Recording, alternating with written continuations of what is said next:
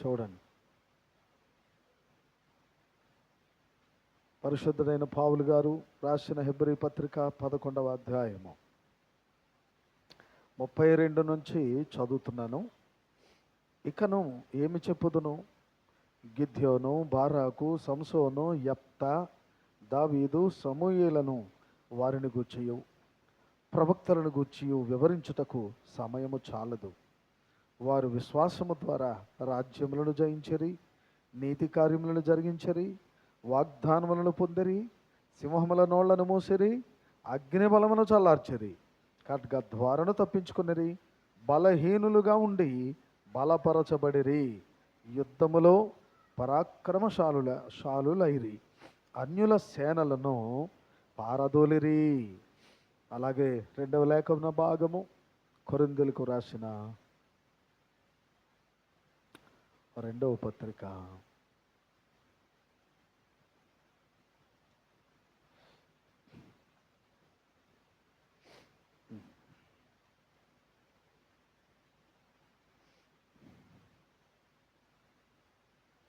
12వ అధ్యాయము 9వ వచనాన్ని చదువుతాను. కొరింథీ 2వ పత్రిక 12వ అధ్యాయము 9వ వచనం. అందుకు నా కృప నీకు చాలును, బలహీనత యందు నా శక్తి పరిపూర్ణమగుచున్నదని ఆయన నాతో చెప్పెను. కాగా క్రీస్తు శక్తి నా మీద నిలిచిండు నిమిత్తము విశేషముగా నా బలహీనతల యందే బహు సంతోషముగా అతిశయపడుదును. మీ వెనుకడుల దేవుడు తన లేఖనములకు దీవెనలను జత చెయ్యనుగాక. Only believe,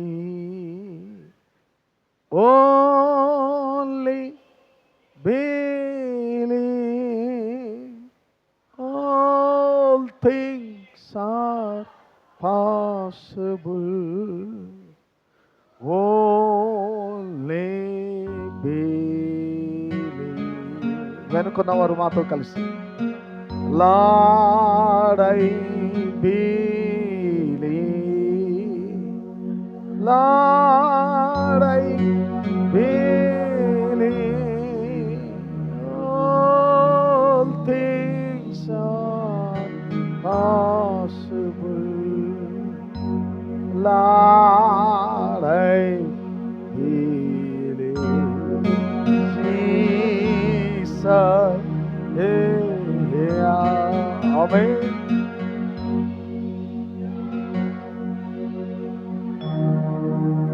All things are possible, Jesus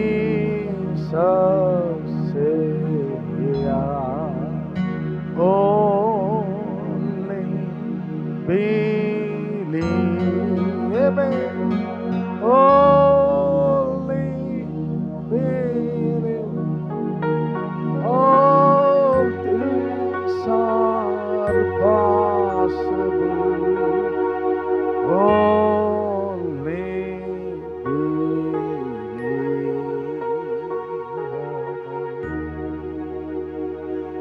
Hallelujah, hallelujah.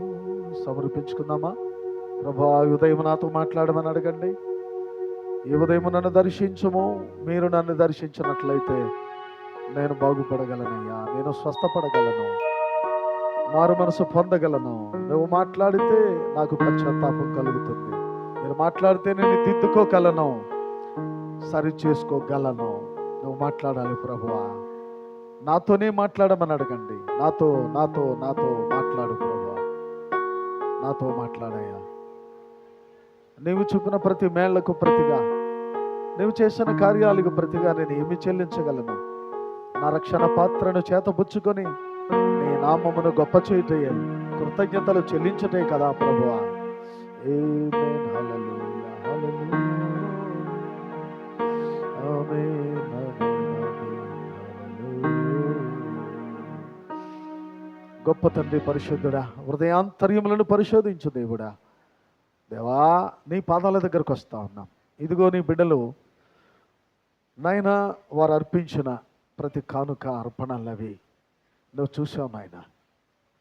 అది కూడా ఆరాధనలో ఒక భాగమని, పాటలు పాడుట ఒక భాగమని, సాక్ష్యములు చెప్పుట ఒక భాగమని, నిన్ను సేవించడం ఒక భాగమని, హెచ్చరికలు కూడా భాగమే, పాటలు భాగమే, ప్రార్థన భాగమే, ఆరాధన అంతటిలో తండ్రి వీటన్నిటితో మిళితమై ఉన్నదే నిజమైన ఆరాధన. ఇక ముగింపులో మేము నీ వాక్యం దగ్గరకు వస్తున్నాం. అవన్నీ ఒక్కొక్క భాగాలైతే వాక్యము ప్రసంగము ద్వారా మాత్రమే సంపూర్ణమవుతుంది ఆరాధన. అలాగున మా జీవితాల్లోనికి రండి తండ్రి. ఈ దినం మా చెవులకు హృదయాలకు సున్నతి కలిగి చేయండి. ఎంత విన్నా విడిచిపెడుతున్నాయి ఈ చెవులు, ఎంత విన్నా గ్రహించట్లేదు ఈ హృదయం. బాబు మా చెవులకు మా హృదయాలకు సున్నతి ఇచ్చుదువుగాక. దయచేసి మా మధ్యకు రండి, మా హృదయాల్లో నీ కార్యం చేయండి, మా బ్రతుకుల్లో నీ కార్యం చేయండి. మమ్మలను మీ వద్దకు తీసుకొని వచ్చాము నాయన, తప్పక నీ కార్యం మాలో జరిగించమని యేసుక్రీస్తు నామములో ఈ ప్రార్థన అడుగుచున్నాను. ఆమేన్. నిశ్శబ్దంగా కూర్చుందాం. సండే స్కూల్కి పిల్లలు వెళ్ళండి, ఇప్పటికే వెళ్ళారు.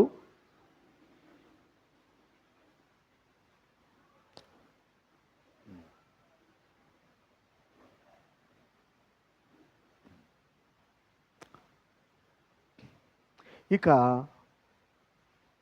ఎంతవరకు పిల్లలైనా పెద్దలైనా ఎవరైనా ఎమర్జెన్సీ మీద బయటకు వెళ్ళినా ఇక నుంచి వెళ్ళకూడదు.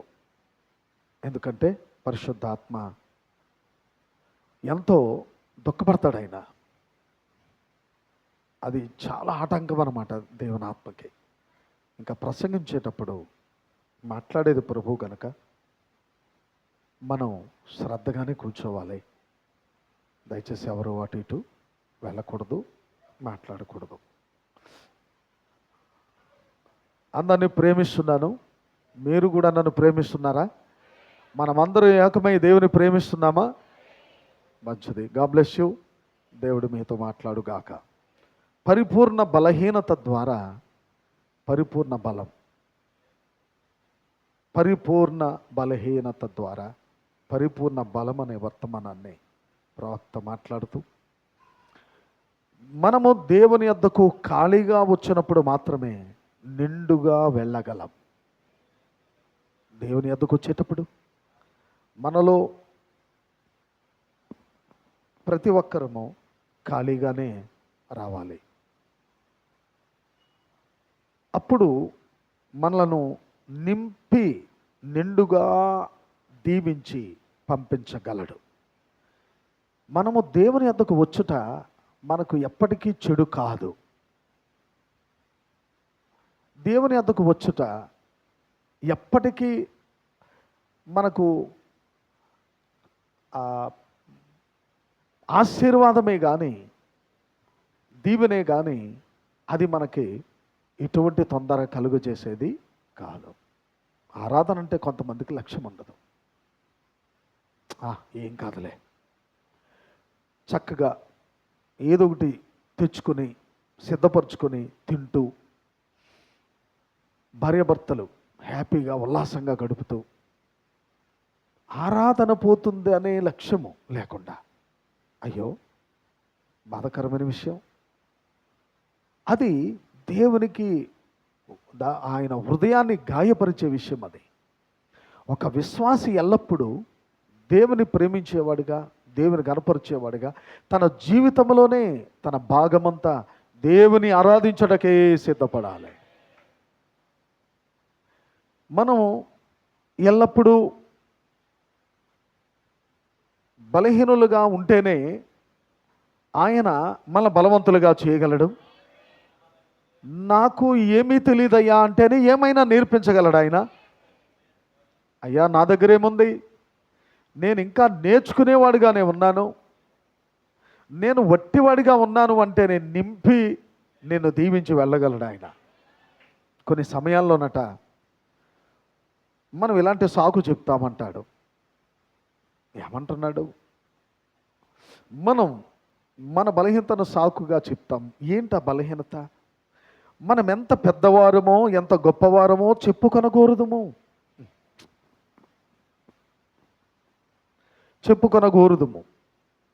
దేవుడు నాకు ఈ అంశాన్ని ఇవ్వడంలో బహుశా ఎవరితోనో దేవుడు మాట్లాడుతున్నాడు, దానిని మనసులో నుండి తీసివేయడం కొరకే దేవుడు మాట్లాడుతున్నాడని ప్రవక్త చెప్తున్నాడు. దేవుడు ఆయనకు ఒక అంశాన్ని సిద్ధపరిచాడు. అదేమిటంటే పరిపూర్ణమైన బలహీనత ద్వారా పరిపూర్ణమైన బలాన్ని ప్రభు మనకి ఇవ్వడానికి సిద్ధంగా ఉన్నాడు. అయితే నీవు నేను ఇప్పుడు దేవుని యొద్దకు వచ్చేటప్పుడు మనం ఎంతటి గొప్పవారమో అని మనం చూపించుకునే వారంగా ఉండకూడదట. మనం ఎంతటి పెద్దవారమో, మరి మేమంటేనండి, మరి మా వాళ్ళు అంటే ఏమనుకుంటున్నారండి, మా వాళ్ళు ఎలాగండి, మా వాళ్ళు ఎలాగండి, అందుకే నేను ఆరాధనకు రానండి, భయం అండి. ఇక నువ్వు ఆరాధనకు రాలేవు, నిన్ను అక్కడ అసలు పరలోకమే చూడనివ్వండి, నిన్ను పాతాళం తప్ప, నరకం తప్ప అసలు పరలోకపు గవిని కూడా చూడలేవు నిన్ను. ఇక్కడ అంటావు, అయ్య బాబోయ్ మా వాళ్ళు ఒప్పుకోరండి. ఎస్ ఎస్, అది కావచ్చు. కానీ నీవు ఎప్పుడైతే యేసుక్రీస్తు రక్తములో కడగబడ్డావో, ఇంకా నా వాళ్ళు మా వాళ్ళు కాదు, నీ రక్త సంబంధాలు ఎవరంటే ఇక్కడున్న వధువు సంఘమై ఉన్నది.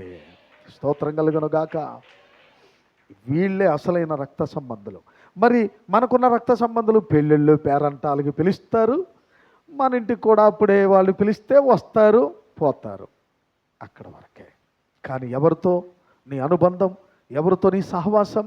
ఓ దేవుని ఏమంటారంటే కడుగబడిన, ఆయన రక్తములో కడగబడి శుద్ధీకరించబడిన సంఘముతోనే నీ సహవాసమై ఉండాలి. పెడితే పెళ్ళి కోరతారట, లేకపోతే చావు కోరతారట బంధువులు, స్నేహితులు. కనుక నీవెప్పటికీ దేవుని యొద్దకు వస్తున్న నీవు మనం ఎంత పెద్దవారమో, ఎంత గొప్పవారమో చెప్పుకొనడానికి చూడకు. దానిని మనసులో నుండి తీసేయి. దేవునికి స్తోత్రం కలుగును గాక. కొన్ని సమయాల్లో మనం ఎవరినైనా కలుసుకున్నప్పుడు ఉంటారులేండి కొందరు, మా వాడు ఎంబీబీఎస్ డాక్టర్ అండి, మా అమ్మాయి మొన్ననే అమెరికాలో స్థిరపడింది, మా అల్లుడు గారు ఫలానా అండి, మా పెద్ద అబ్బాయిలా మా చిన్న అబ్బాయిలా అని వారు జాబులు, వారు చదువుల గురించి ఏం చెప్తారండి, మనం వినాలి కానీ అక్కడ నిలబడే. ఏమండి, ఎవరైనా మిమ్మల్ని అడిగితేనే చెప్పాలంతే, అంతే. మిమ్మల్ని అడిగితే, లేకపోతే చెప్పాల్సిన అవసరం లేదు.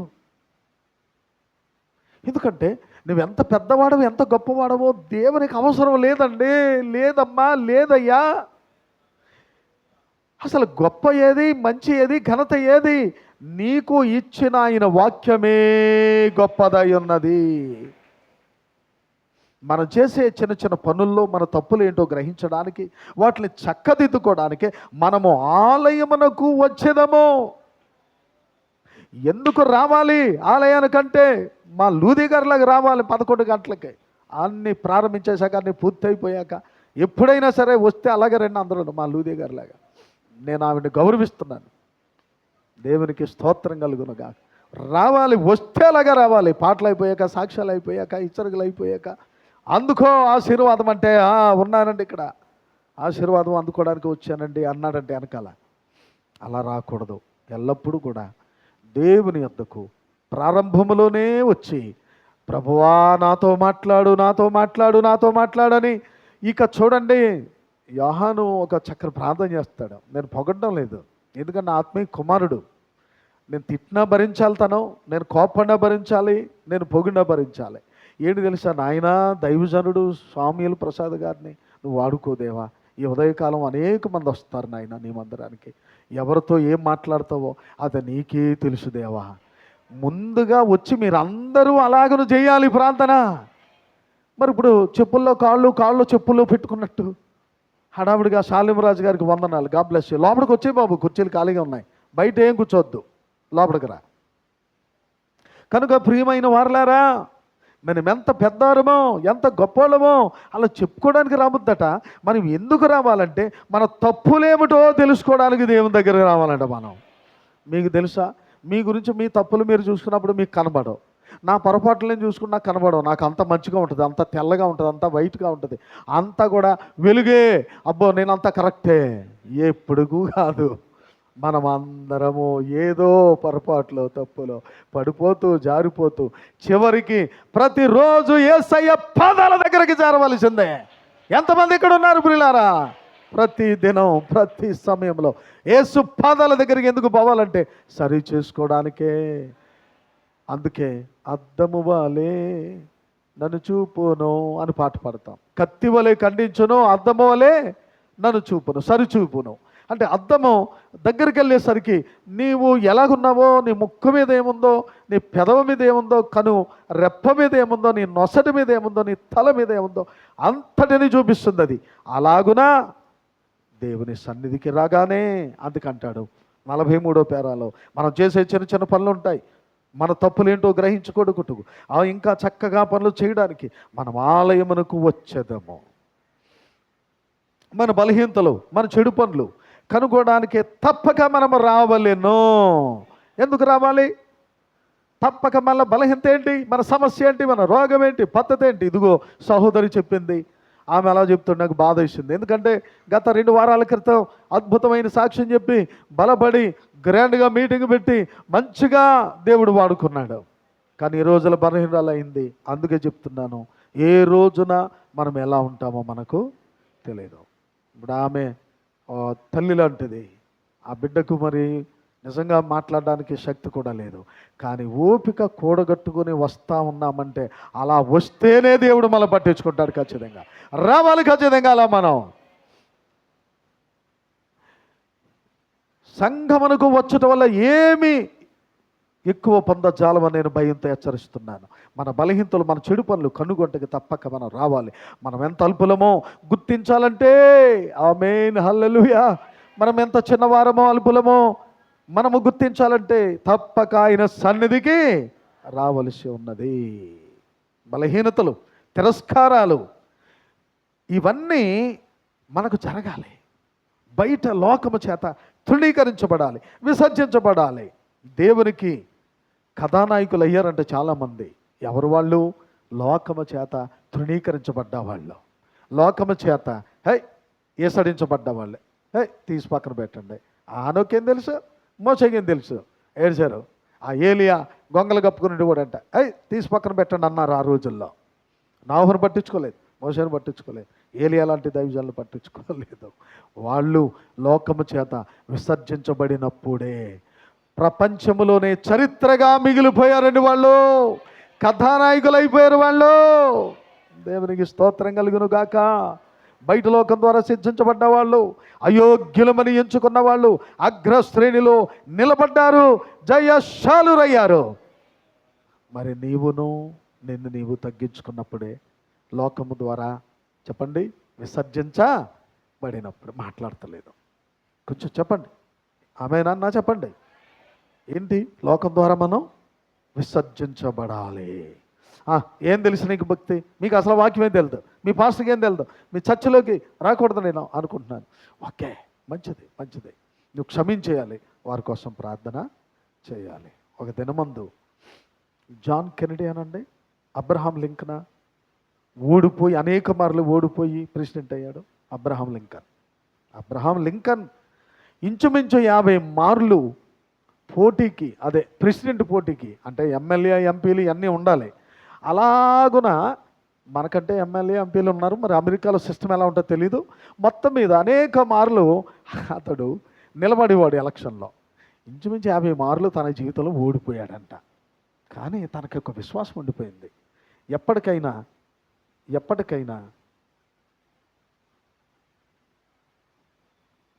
వాక్యం మీద పెట్టాలి మనసు. నువ్వేదో రాసావు, దాన్ని చూడమంటున్నావు. ఎంత విలువైన వాక్యం, వర్తమానం ప్రకటించబడుతుంటాయి. వాక్యం మనసు దేవునికి ఇవ్వాలమ్మా. ఇప్పుడే ఈ వయసులోనే పట్టుకోవాలి మీరు దేవుణ్ణి. నిన్ను గొప్పగా ఆశీర్వదిస్తాడు, మంచి బతుకు, మంచి భర్త, మంచి భవిష్యత్తు ఇస్తాడు. మీకు అర్థం కావట్లేదు, పట్టుకోండి.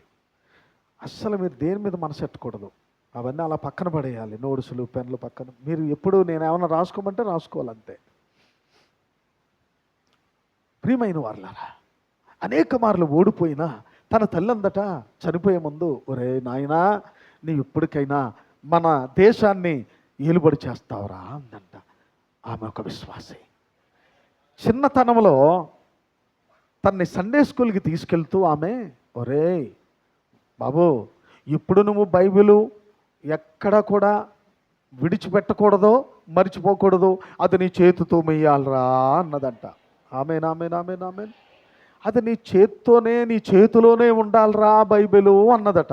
ఇక ఆయన జీవితకాలం అంతా ఒక చేత్తో బైబిల్ పట్టుకునే చదువుకున్నాడు, బైబిల్ పట్టుకునే బయటికి వెళ్ళేవాడు. ఏ పనికి వెళ్ళినా, ఏ డ్యూటీకి వెళ్ళినా బైబిల్ కూడా ఉండేది. మరలా చెప్పిందంట, ఒరే నాయన, మళ్ళీ కొంచెం పెద్దది కాక, అంటే టీనేజ్ వచ్చాక అందంట, ఇది హతసాక్షుల పుస్తకం రా. దేవుని కొరకు మరణించిన 12 మంది శిష్యులు, అబ్బా ఎంత హింసలు పడ్డారు. బర్తిలోమయి అనే శిష్యుడు ఉన్నాడు. అతన్ని బ్రతుకుండగా పైనుంచి కిందకి ఉడుము యొక్క తోలు కిందకు ఒలిచినట్టు మనిషి చర్మాన్ని ఒలిచారు కిందకి. బర్తిలోమయి శిష్యుడు యొక్క ఒలిచి ఆమెని, అతన్ని బ్రతుకుండగానే అంటుగట్టి ఆయన్ని చంపారు. అతడు చివరి కొరప్రాణ వరకు కూడా ప్రభుని తెలుసుకోండి, ప్రభు నమ్ముకోండి, ఆయనే జీవం మీకు. నేను చనిపోయినా నాకేం పర్వాలేదు, ఇప్పుడు కళ్ళు మూస్తే ఆవలగట్టును ఉంటానని చెప్పాడంట. 12 మంది శిష్యులు పుస్తకము నీకు ఇస్తున్నాను రా, ఇందులో జీవం ఉంది. మరి నీవు నేను కూడా పేద కుటుంబంలో పుట్టావు అని బాధపడకే. ఇప్పుడును నీ తండ్రి చెప్పులు కొడతాడు, ఆయన బాధపడకే. కావాలని దేవుడు నిన్ను నన్ను ఈ కుటుంబంలో పుచ్చించాడు రా. నీవు ఎప్పటికైనా ప్రెసిడెంట్ అవుతావు ఉందంట. ఆ విశ్వాసం ఉండిపోయిందంట. కెంపురత్నం, నువ్వు దేవుడికి ఏమి సహాయపడకపోయినా దేవుని మాటలు వింటే బాగుపడతావు. చూడకలాగా దయ్యం ఉంటుందా నీలో? ఎందుకమ్మా అలా చూస్తావు? దయ్యాలు పోవాలి మనలో నుంచి. ఆమేన్, ఆమేన్, ఆమేన్, ఆమేన్. నేను 12కి ముగించాలి, ఎందుకంటే 9:30కి మనం ప్రారంభించుకున్నాం. ప్రియమైన వారలారా, అప్పుడు ఒక చేత్తో హతసాక్షుల పుస్తకము, అంటే చరిత్ర, ఆది అపోస్తలుల చరిత్ర ఏదో ఉంటుంది పేరు, ఏమండి, హతసాక్షుల పుస్తకము, ఓ చేత్తో బైబిలు, ఇలాగే 2 పుస్తకాలు విడిచిపెట్టేవాడు కాదు. ఒక దినాన్ని అనేక మార్లు ఓడిపోయి చివరికి అమెరికా ప్రెసిడెంట్ అయిపోయాడు. స్తోత్రం, హల్లెలూయా. అంతే. అతడు మొట్టమొదటి రోజున ప్రసంగం చేయడానికి స్టేజ్ ఎక్కుతున్నాడు.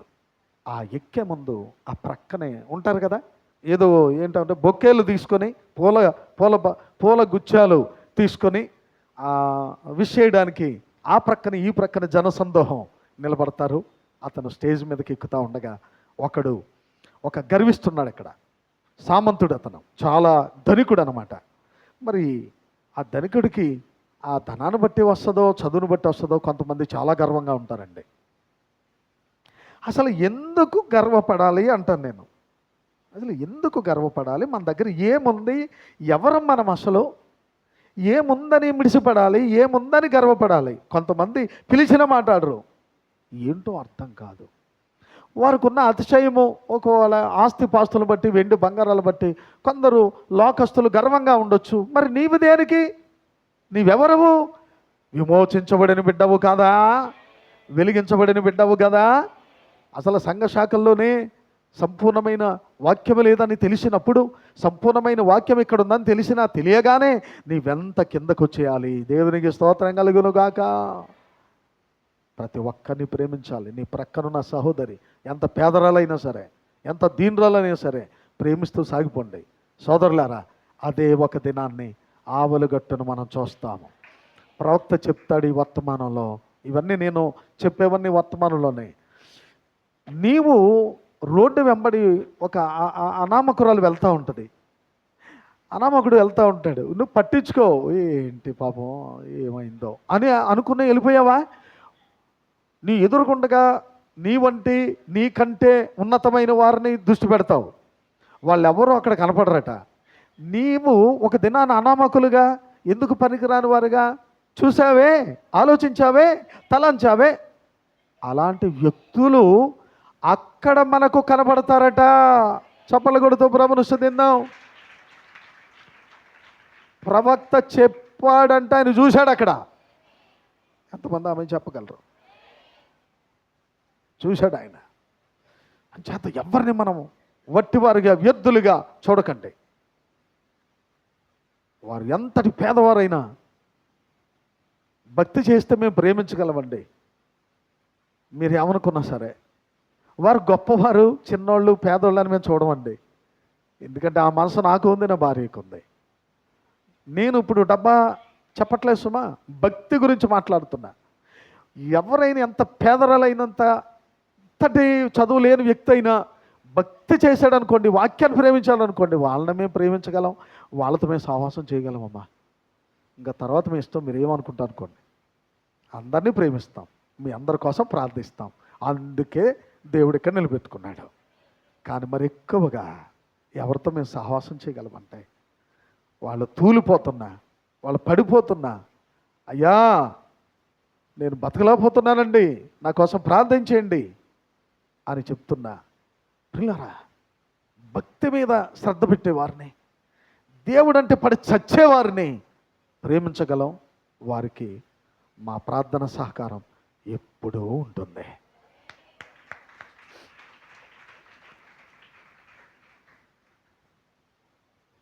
ఉపన్యాసం చేయడానికి స్టేజ్ ఎక్కుతున్నాడు ఆయన. ఆ ప్రక్కని వరుస, ఈ ప్రక్కని వరుసే ఎందరో పుష్పగుచ్చాలు పట్టుకుని ఉన్నారు.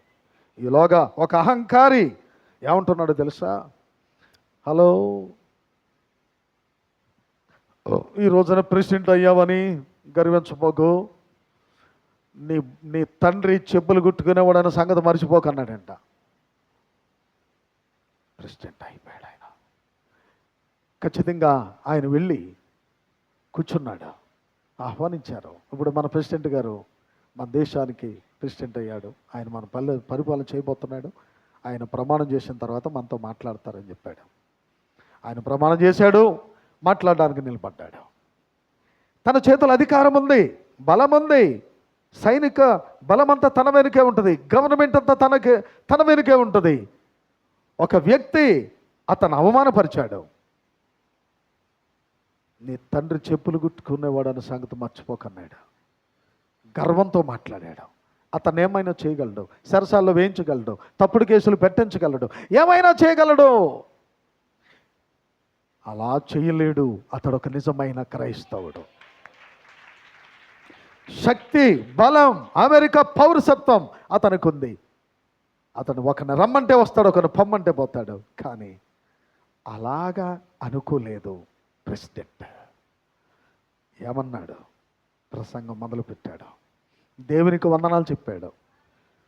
అప్పుడు ఈలోగా విలేకరులు అడుగుతున్నారు, అయ్యా ఆ చేతిలో పుస్తకం ఏంటండి, ఈ చేతిలో పుస్తకం ఏంటన్నారు. ఇది నా బైబిల్, ఇదే నన్ను ఈ స్థితికి తీసుకొచ్చింది అన్నాడు. ఈ బుక్ ఏంటని అడిగారు. ఇది హతసాక్షుల పుస్తకం, నా ప్రభువు కొరకు ప్రాణ త్యాగము చేసిన వీరులు. నేను ఎప్పుడూ వీటిని చదువుతుంటాను, ఎందుకంటే ఇవి లేకుండా నేను బ్రతకలేను అన్నాడంట. రైట్. తర్వాత ఈ వ్యక్తి కోసం మాట్లాడుతూ అన్నాడు. ఎక్కువ నేను చెప్పను, చిన్న మాటే. ఈ వ్యక్తి కోసం మాట్లాడుతూ అన్నాడు, డియర్ ఫ్రెండ్, నా స్నేహితుడా, నీవు మాట్లాడిన మాట నేను విన్నాను. కానీ నీ మీద నేనేమి ద్వేషం పెట్టుకోవట్లా. బహుశా నా తండ్రి తాతలు అందరూ ఈ పని చేస్తూ వచ్చారు. అయితే జమీందారుల కుటుంబాల్లో మీరు తొడుక్కుంటున్న ఆ చెప్పులన్నీ మా ఇంటి వారే కుట్టి ఉండొచ్చు. ఈ రోజున ఒకవేళ నీ చెప్పు ఎక్కడైనా ఎప్పుడైనా తెగిపోతే తెచ్చి నాకు ఇవ్వు, నేను కుట్టి పెడతాను అన్నాడంట. అవమానాన్ని కూడా ఆక్షేపణగా తీసుకోకుండా విలువగా మార్చి తన తగ్గింపును, తన విధేయతను ప్రజలందరూ వినాలని మాట్లాడుతూ వచ్చాడు. ఒక నిజమైన క్రైస్తవుడు అంటే అతనే. ప్రవక్త చెప్తాడు ఆ విషయాన్ని. ఈ రోజున మనం అసలు నేనంటే ఎవరో తెలుసా? అసలు మనతో పెట్టుకుంటున్నాడు అన్నీ మాట్లాడొచ్చా మనం? మన గురించి తెలీదు. ఇవా మన మాటలు. సతీష్, సురేంద్ర, సతీష్ కడ, నాగేంద్ర, వింటున్నావా? విన్నానా? మీరు యవనస్తులు, ప్రభు కోసం బలంగా నిలబడే వయసు ఇదే. అబ్రహాం లింకన్ అంటే అమెరికా ప్రెసిడెంట్, చిన్నప్పటి నుంచి కష్టంలో నుంచి పైకి వచ్చాడు.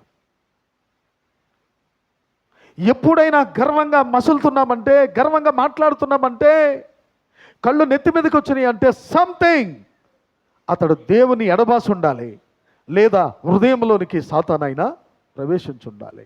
వాడు ఎటువంటి వాడైనా, ఒక సేవకుడు కుమారుడైనా, విశ్వాసి కుమారుడైనా, ఎవరైనా ఒకటే. ఎందుకో తెలుసా?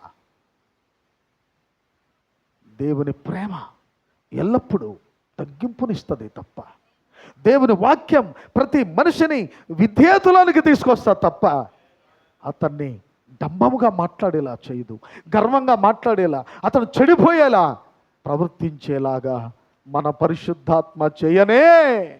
ఎంతమంది ఆమె చెప్పగలరు? ఇక్కడ ఎంతమంది వింటున్నారు? నిజమే, సోదరుడు చెప్పినట్టు ఆదివారం వచ్చి ఆరాధనలో పాలు పొంది వాక్యం విని ఆమె అని చెప్పి మరలా వెలుపటికి వెళ్ళిపోయి మామూలుగా మీ క్రైస్తవ్యాన్ని పక్కన పెట్టి అన్యత్వంలో జీవిస్తున్నారా? దేవుడు మాట్లాడాడు మీతో, సంగమా అన్యత్వం తీసుకురాకండి. నువ్వు క్రైస్తవుడు.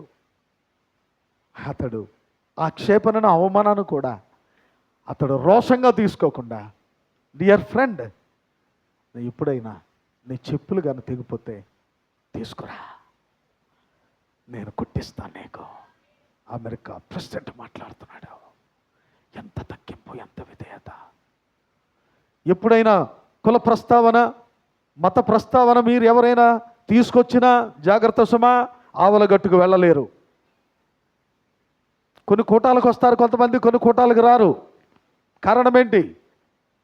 కొన్ని కూటాల దగ్గర భోజనం చేస్తారు, కొన్ని చోట్లకు భోజనం చేయరు. ఎందుకు? ఏం జరుగుతుంది మీలో? మన తప్పులన్నీ కనిపించాలంటే, దిద్దుకోవాలంటే దేవుని ఎదుగు రావాలని ముందే కదా విన్నారు మీరు. ఆమేన్, ఆమేన్, హల్లెలూయా. దేవుని సంధికి అందుకే రావాలంట. నా మాట కాదు, ప్రసాద్ గారు వర్తమానం కాదు, ఇది దేవుడే మన కొరకు సిద్ధపరిచిన వర్తమానము. నమ్ముతారా? నా మాట ఇది, నా బోధ ఇది కాదే. కనుక అతడు అంత స్టేజ్కి వెళ్ళినా ప్రేమిస్తున్నాడు, భగవాన్ని ప్రేమిస్తున్నాడు, తగ్గించుకుంటున్నాడు. అంతే, దేశమంతా విన్నారు ఆ మాట. వెంటనే వినేశారంతా అందరూ కూడా. అబ్బా అబ్బా అబ్బా, ఏం మాట్లాడారా ప్రెసిడెంట్! ఎవడరా వదరబోతు? ఎవడరా అంటే ఫలానా ఫలానా. ఆడు అలా మాట్లాడతాడులే, వదరబోతు పోనీ. అంతే. నీ తగ్గింపు, నీ దీనత్వం, అదే మా దేవునికి, మన దేవునికి అవసరమైనది. కనుక ఎల్లప్పుడూ దీనులుగా ఉండడానికే ప్రయత్నించండి. ఎల్లప్పుడూ చెడు నుంచి దూరంగా పోవడానికే ప్రయత్నం చేయండి. అవకాశం వచ్చింది కదా అని చెప్పి పాపంలో పడిపోకండి, పాపంలో పడకండి. వినండి, బైబిల్లో మీరు గమనించారంటే అయ్య బాబోయ్, నేను ఈ పరిచర్య చేయలేను, ఈ భక్తి చేయలేను, నేను ఈ సేవ చేయలేను, బాబోయ్ ఇది నా వల్ల కాదు అని పారిపోయే వాళ్ళని దేవుడు ఎన్నుకుంటాడంట, వాళ్ళని నిలబెట్టుకోడంట. దేవునికి స్తోత్రం కలుగును గాక. వారినే నిలబెట్టుకొని దేవుడు ఆయన కార్యాన్ని జరిగిస్తాడు. కానీ ఆ మనిషి తాను ఏదో చేయాలనుకున్నంత కాలం ఆ పనిని చేయలేడు. నీవు చేయాలనుకున్న వాటిని చేయలేవు, ఎందుకంటే దేవుడు లేకుండా నువ్వు ఎంతకాలం చేయగలవు? అడుగుతున్నా నిన్ను, నా సహోదరి సహోదరుడా. ప్రభు నీకుండడు, ఒక ఆరాధన ప్రత్యేకత ఉండదు, ఒక బుధవారం ప్రత్యేకత ఉండదు, ఒక శుక్రవారం ప్రార్థన గుర్తుకు రాదు. ఏమండి, ఇంకెంతకాలం చూసినా ఆ సెల్ల పట్టుకుంటావు, దాంతోనే ఉంటావు. అదే నీ భార్య, అదే నీ భర్త, అదే నీ ప్రియుడు, అదే నీ పెళ్ళం, అదే నీ బిడ్డలు, అందరూ అందులోనే. దేవునికి ఇష్టరాలువు కాగలవా? దేవునికి ఇష్టడు కాగలవా నువ్వు? కనుక నువ్వేదో చేయాలనుకుంటావు, ఉంటుంది నీలో. ఏమని? ఈ డబ్బులు ఉన్నాయి కదా, ఇలా చేయొచ్చు. ఈ ఆలోచన ఉంది కదా, ఇలా చేయొచ్చు. ఈ తలంపు, ఇది ఇలా చేయొచ్చు. No no no no. ఒక మనిషి ఏదో చేయాలని అనుకున్నంత కాలం, ఆ పని నేను చేయగలను, సమర్థుడిని నేను అనుకున్నంత కాలం, ఆ మనిషిని దేవుడు ఎన్నడూ ఉపయోగించుకోలేడండి. ఉపయోగించుకోలేడు ఆయన. గొప్పవారం అవ్వడానికి బదులు ఎంత అల్పమైనది మనము పొందడానికి కనిపెట్టాలి. ఇప్పుడు కూడా దానికోసమే వెతకాలి. దేనిని వెతకవద్దన్నాడంటే, అసలు దేవుడు లేకుండా దేన్ని వెతకొద్దన్నాడు. మరో మాట, స్తోత్రం కలుగును గాక. ఆమేన్, ఆమేన్, ఆమేన్. చూడండి, దేవుడు నీతో లేకుండా దేనిని వెతకవద్దు అంటే ఏమిటి? ఆ ప్రవక్త ఆంతర్యం ఏమిటి? దేవుడు నీతో లేకుండా నువ్వు దేన్ని వెతకొద్దు అంటే, దేవుడు నీతో ఉంటే నువ్వు ఏమైనా వెతకొచ్చా? అది కాదు, అది కాదు దాని భావం. వినండి, ఏది వెతకొద్దు, కానీ నీ కొరకు ఏదైనా దేవుడు చేయాలనుకున్నప్పుడు దానిని ఆయన నీకు ఇచ్చెను.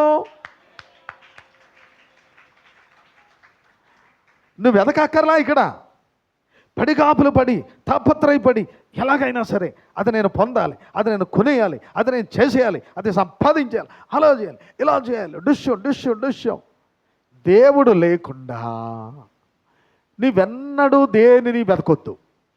దేవుడు నీతో ఉంటే నీకు ఏది కావాలో అది నీకు ఇయ్యలేడా? ఎంతమంది ఇక్కడ ఉన్నారు? చేతులు తెచ్చారా? నోళ్ళు తెచ్చారా? అంతేనా స్వరం? అంతేనా స్వరం? ఆమేన్, ఆమేన్, ఆమేన్. ఇప్పుడు చెప్పండి, ఆయన లేకుండా మనము దేనిని వెతకొద్దు. ఆయనను కలిగి ఉండండి. ఇంకెందుకు నువ్వు పడిగాపులు తాపత్రయాలు అవన్నీ విడిచిపెట్టు. ఏది నీకు అవసరమో తప్పక దేవుడు ప్రతీది నీకు అనుగ్రహిస్తాడు. వాక్యము సెలవిస్తుంది. దేవుడే జాగ్రత్త వహించనివ్వండి. నీ పట్ల ఆయన ఏమి చేయదలిచాడో వాటన్నిటిని ఆయన చేసేవాడు, జరిగించేవాడు, తప్పక చేస్తాడని నమ్మకం ఉందా? బైబిల్ అంటుంది ఆయన నమ్మదగినవాడు. హల్లెలూయా. దేవుని ముందు పాత నిబంధన కాలంలో, కొత్త నిబంధన కాలంలో దేవుని ముందు నిలబడ్డ కథానాయకులు కొంతమంది ఉన్నారు.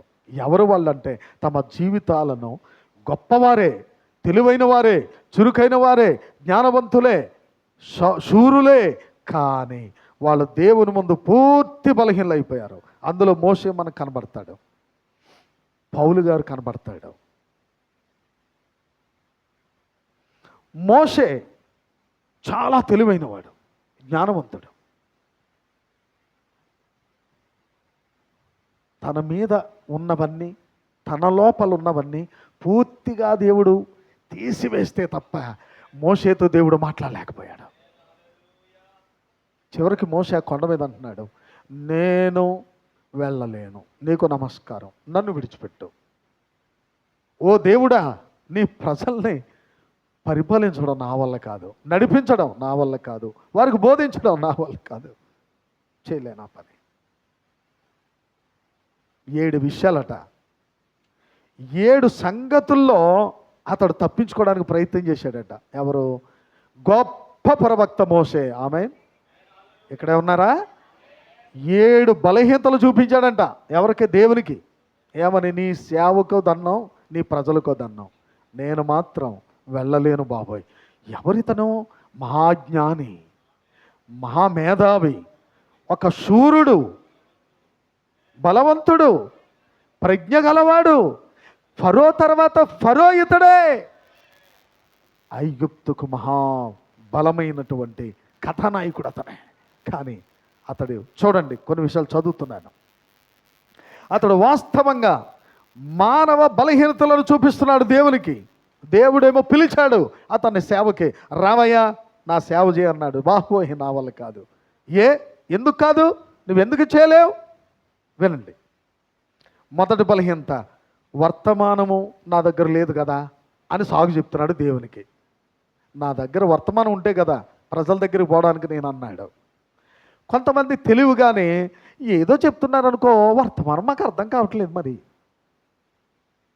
వర్తమానం మీద మనసు పెడితే కదా, వాక్యం మీద మనసు పెడితే కదా, బుధవారం బైబిల్ స్టడీకి వస్తే కదా, బుధవారం ప్రార్థనలకు ఒప్పుకుంటే కదా, శుక్రవారం ఉపవాసం ఉండి దేవుని సన్నిధికి వస్తే కదా. అదొక సాకు. రెండో సాకు, అతడు అధికారములు లేకుండాను. అయ్యో, నేను గొర్రెలు మేపుకుంటున్నాను, నాకంటూ సొంత గొర్రె ఒక్కటి లేదు, ఇవన్నీ మా మామగారు గొర్రెలే, నాకే అధికారం లేదు, నాకు ఒక్క సెంటు భూమి కూడా ఇక్కడ లేదు, నాకే అధికారం లేదని సాగు చెప్తున్నాడు. మూడో బలహీనత, వాక్చాతుర్యం లేదే. ఏమంటున్నాడు?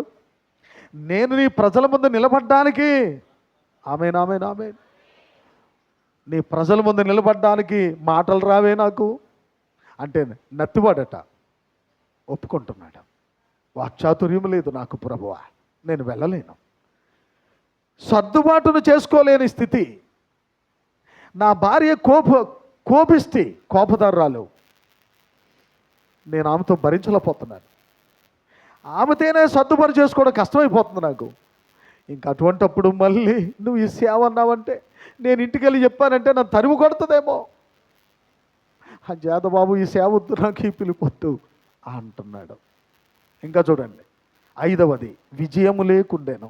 ఇప్పటికే ఓడిపోయిన స్థితిలో ఉన్నాను నేను. ఒకటి చంపాను అక్కడ, అదైనా నేను కక్షతో చంపలేదు వాడిని, నా సహోదరుని కొట్టి పారేస్తున్నాడని ఐగుప్తిని కొట్టి చంపాను, నా శత్రువునే కొట్టి చంపాను నేను. అది నా దృష్టికి మంచిగానే ఉంది, కానీ మరి దేవాని దృష్టికి మరి ఇది ఎలా ఉందో నాకు తెలియదు. కానీ నేను మాత్రం ఓడిపోయినోడ్నే, నేను మాత్రం నీ సేవకే వెళ్ళలేను. ఇవన్నీ సాకులు చెప్తున్నాడు దేవునితో. ఆరవది, అంగీకారము కొరతగా ఉండెను. నేను ఇప్పుడు తిరిగి వెళ్ళి నా ప్రజల మధ్య నిలబడమంటున్నావు, నిలబడితే ఎవరైనా నన్ను అంగీకరిస్తారటయ్యా? ఆ రోజున పారిపోయావు కదరా, ఎక్కడున్నావురా, ఇప్పుడు వచ్చావు అంటారు కదా.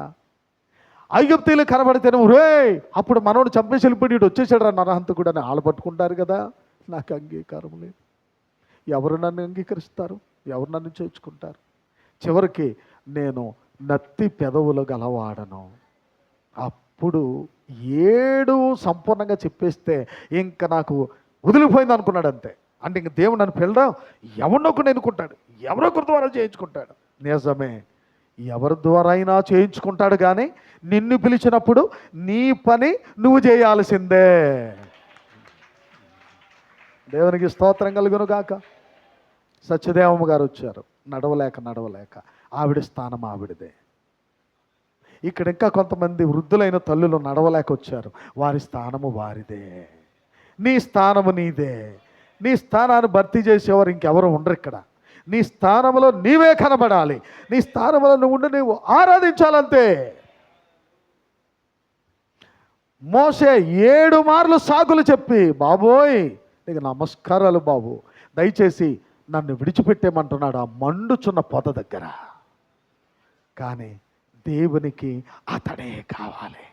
సహోదరి నీవే కావాలి, సోదరుడా నీవే కావాలి. దేవునికి సంతోషంగా లేరా? ఆమేన్ ఆమేన్ ఆమేన్. నువ్వు తప్పించుకుందాం అనుకుంటావు కొన్ని సమయాల్లో. బాబు ఏటి అత్తమని పాతలు ఏటి సందాలు ఏటి బాబా, మొన్న January 1 సందా ఇచ్చాను, మళ్ళీ ఈ షెడ్ ఏంటి బాబా, మళ్ళీ వచ్చి మళ్ళీ మే నెలలో మళ్ళీ ఏమంటాడు ఈయన?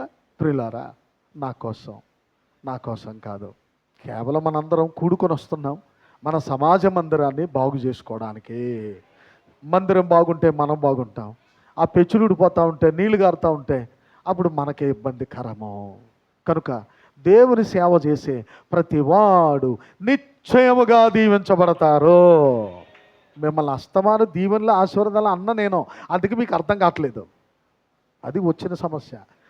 అదే బయట సంఘాలు అయితే, సంఘ శాఖలు ఉన్న పాటలు అయితే నువ్వు రావడం, నువ్వు వెళ్ళడం, నువ్వు నిలబడ్డం, నువ్వు ఏం చేస్తున్నా సరే అమ్మ నేను దీవించను కాక అంటాడు అంతే. ప్రార్థన చేయని పాస్టర్ గారు అంటే కొంతమంది చూశాను నేను, వాళ్ళు ప్రార్థన చేయమని వచ్చారనుకోండి, అమ్మ ఎందుకోసం చేయాలి, కారణం ఏంటని అడగరు. ఇప్పుడు అడగాలి కదా, మరి నీ కోసం నేను ఎలా ప్రార్థన చేయాలి చెప్పండి. ఆ సంఘ శాఖలకు అలవాటు ఏంటంటే అంటారు, పాటర్ గారంటే ప్రార్థన చేయండి అంటారు. వెంటనే తండ్రి బిడ్డ దీవించు ఆశీర్వదించదు ఆమె నీళ్ళమ్మ అంటే ఏ పనిలో ఉంది ఆవిడ? ఏం చేయమని వచ్చింది అక్కడికి? ఆవిడ డ్యూటీ ఏంటి? ఈయన అడగాలి కదా, కనీసం ఆవిడ కూడా చెప్పాలి కదా, ఈయన అడగాలి కదా. ఏమీ లేదు. ప్రార్థించండి పాటర్ గారు, దీవించు నాయన, ఆశీర్వదించు అని చెప్పి అన్నప్పటికీ మా పాటర్ గారు ఎప్పుడు దీవింతాడు మమ్మల్ని. మా పాటర్ గారు ఇప్పుడు మమ్మల్ని ఇయే కనబడతాయి కానీ సహోదరి అది కరెక్ట్ కాదు. ఆ విషయం ఏంటో చెప్పాలి కదా. మనం కాపరికి చెప్తేనే కదా మన కోసము దేవుని వేడుకుంటాడో అని కొంచెం ఆలోచన చేయాలి. కనుక నేను తరచుగా ఆశీర్వాదాలు దీవెనలు అంటూ కూర్చోను. ఎందుకంటే అదే వాక్యం కాదు, నేర్చుకోవలసిన వాక్యము, పొందవలసిన వాక్యము, ఇంకా సంపాదించుకోవలసింది ఎంతో ఉన్నది. అసలు ఆ ప్రవక్త అంతటోడే అంటాడు, అసలు నాకు ఇంకా బైబిల్ ఏం తెల్లలేదన్నాడు. 7 ముద్దల గురించి బయలుపరిచింది ఆయనే. అమ్మ సంపూర్ణ చదువుకొని వాక్యం తింటో మనవరాలు ఎక్కడికి పోదు, బాగా కూర్చుంది. చూడండి మర్మాలు, 7 స్తంభములు, 7 దీపస్తంభాలు, 7 దూతలు, 7 ముద్దలు ఎవరికి తెలుసండి ఈ ప్రపంచంలో? అన్నీ ఆయనకు దేవుడు బయలుపరుస్తూ వస్తే అంటాడు, నేను ఇంకా నా ప్రభు దగ్గర నేర్చుకోవాలి, నేను ఇంకా దీనుడిని అయిపోతున్నాను. కొన్ని సమయాల్లో నాలో ఒకడు శత్రువు ఉన్నాడు, వాడు ఎప్పుడు కూడా ఆహాన్ని తీసుకొద్దాం అనుకుంటాడు నాలో, దాన్ని తొక్కేస్తున్నా నేను అన్నాడు. ఇందులోనే చెప్పాడు అది.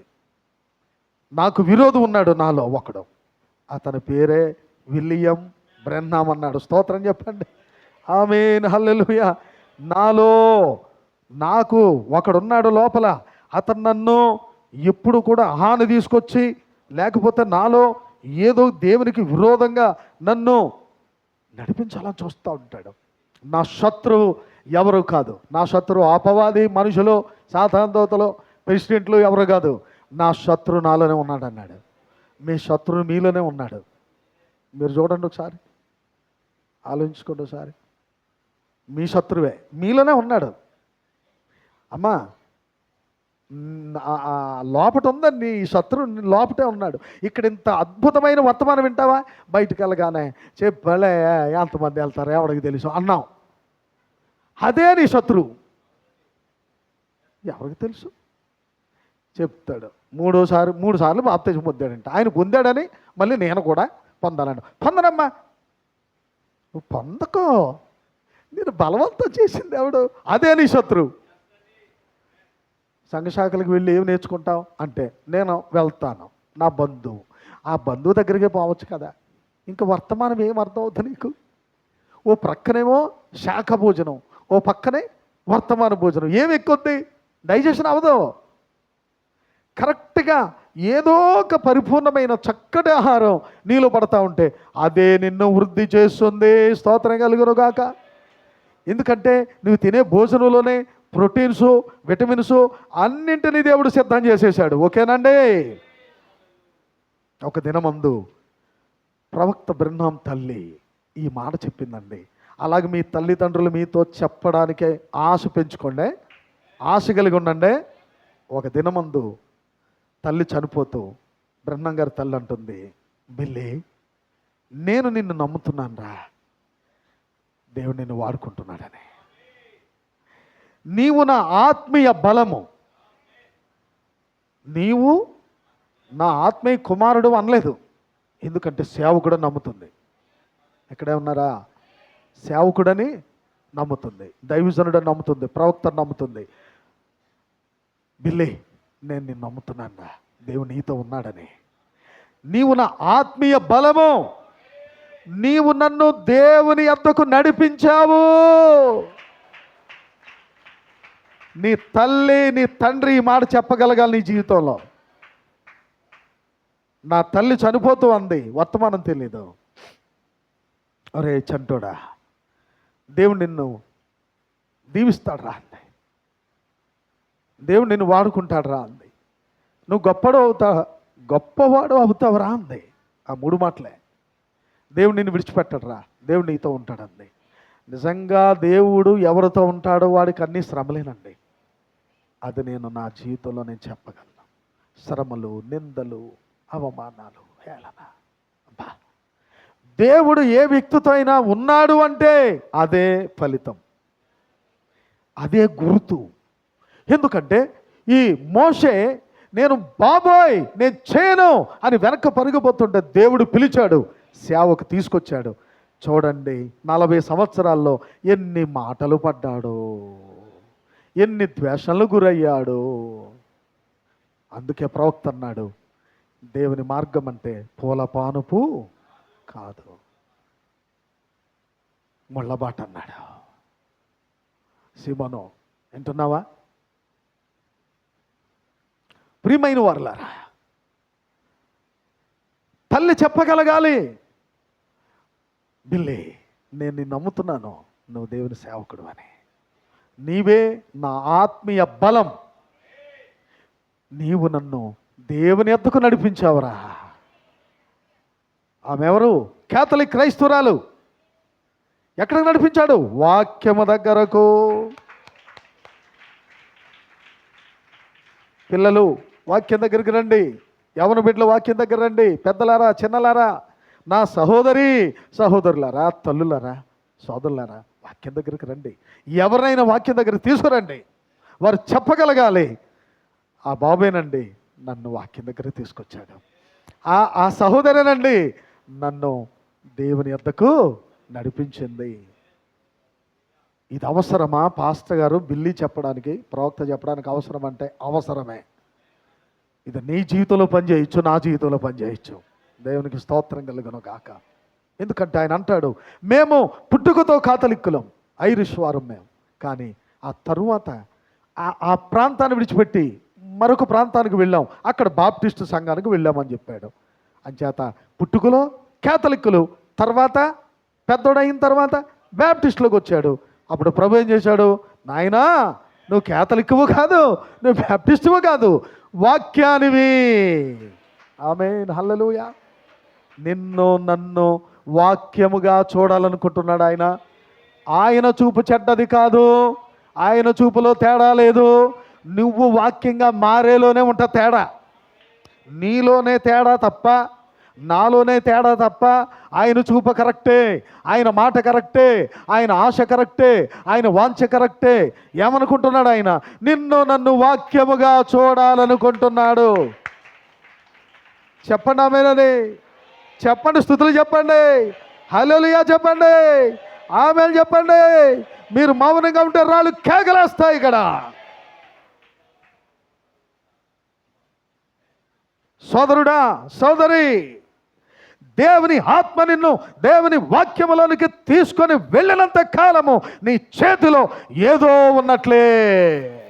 నువ్వు చేతిలో బలమైనది ఏదో కలిగి ఉన్నావన్నమాట. దారి తప్పి నశించిపోయిన గొర్రెల్ని నువ్వు తిరిగి జయిస్తావు.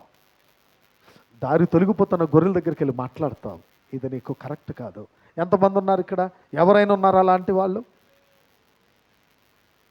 రోజమ్మ గారు చేయొత్తారు, ఎంతమంది నడిపించారు? అదే అనాలోచనగా చేసేసింది ఆవిడ, అంతే పాపం. ఎందుకంటే అప్పుడప్పుడు వస్తూ ఉంటుంది ఆవిడ. ఈ గంగారం వెళ్ళిన తర్వాత మొత్తం మీద కనపట్లేదు ఆవిడ. గంగారం ఎంత దూరం? ప్రభురాత్రి భోజనం తీసుకోవద్దా?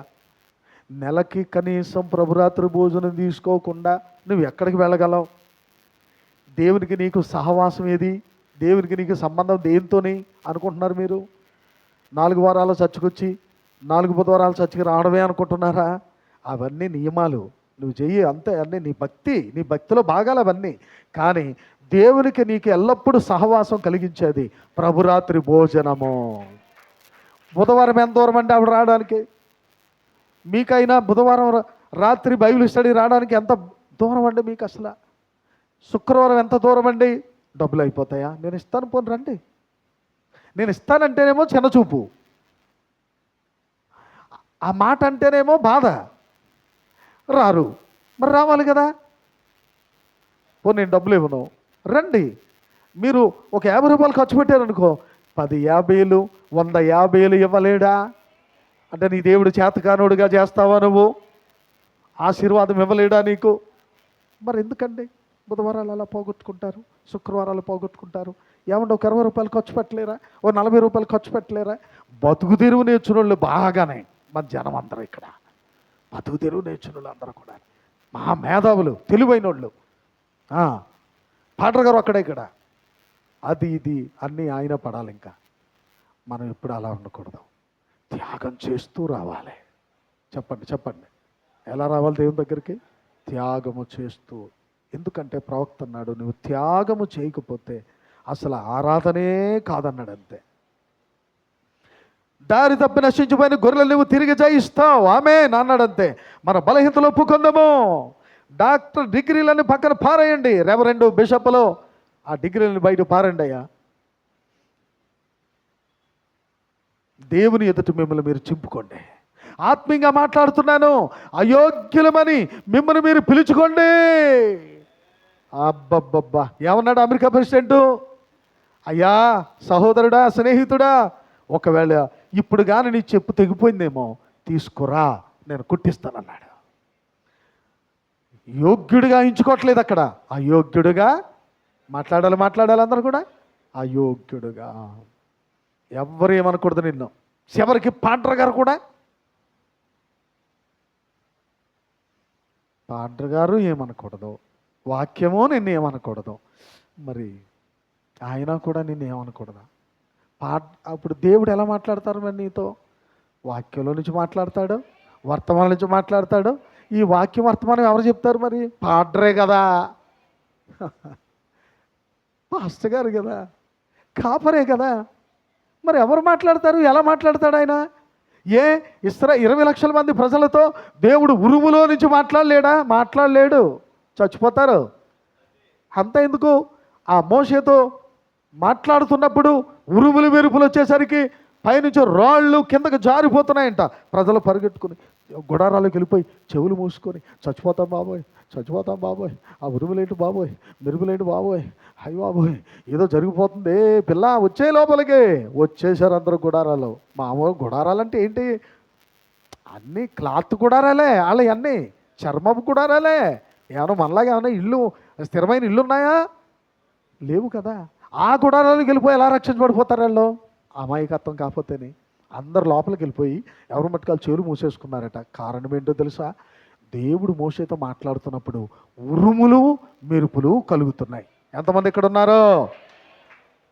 ఉరుములు, అలాగే బండలు, కొండల మీద ఉన్న రాళ్ళు కిందకే దొర్లిపోతున్నాయి. ఆగింది అంటే దేవుడు మాట్లాడడం ఆపు చేశాడు. అప్పుడు మెల్లగా బయటకు వచ్చారు. వచ్చి చూసినప్పటికీ మోషే ముఖం ప్రకాశిస్తుంది, దేవదూత ముఖంలే ఉంది. చూశాడు, అర్థమైపోయింది. అలాగే ప్రజలకు అర్థమైంది. ఏమనంటే ప్రవక్తతో దేవుడు మాట్లాడుతున్నప్పుడు ఈ ఉరుములు, మేఘాలు, శబ్దాలు ఇవన్నమాట. రైట్. కిందకు దిగొచ్చేసిన తర్వాత అప్పుడు అందరూ ప్రజలు మోషే చుట్టూ చేరిపోయి ఏమన్నారో తెలుసా?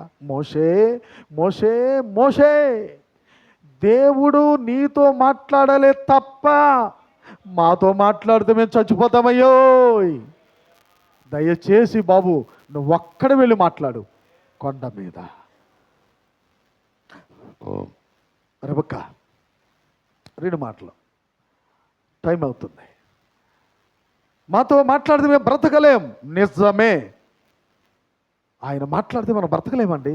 అందుకే ఒక వ్యక్తిని, ప్రతినిధిని దేవుడు ఎన్నుకొని, రా నా సన్నిధికి నేను నీతో మాట్లాడాను అన్నాడు. ఆ విధంగా ప్రతి సమయంలో, ప్రతి కాలమందు ప్రవక్తలను, అపోస్తలను వాడుకున్న దేవుడు ఈ చివరి దినాల్లో కాపరులను ఎన్నుకొని, సువార్థికులను ఎన్నుకొని, ఆమె వారి ద్వారా దేవుడు ఏం చేస్తున్నాడు? సంగములతో ఆత్మ చెప్పుచున్న మాట చెవి గలవాడు వినుగాక.